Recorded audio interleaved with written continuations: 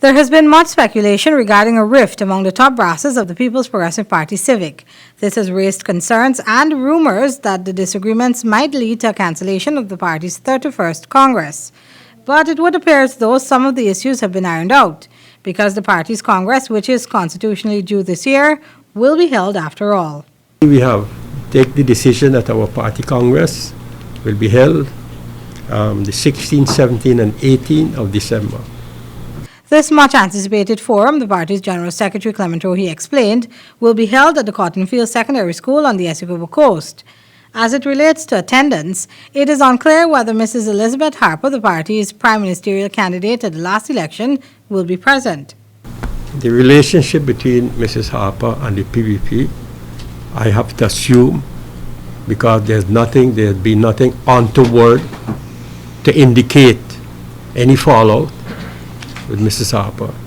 Rohee was at the time responding to questions about the activeness, or the lack thereof, of some key party members, like the former Prime Ministerial candidate, Mrs. Harper, and Donald Ramotar, former president and the party's last presidential candidate.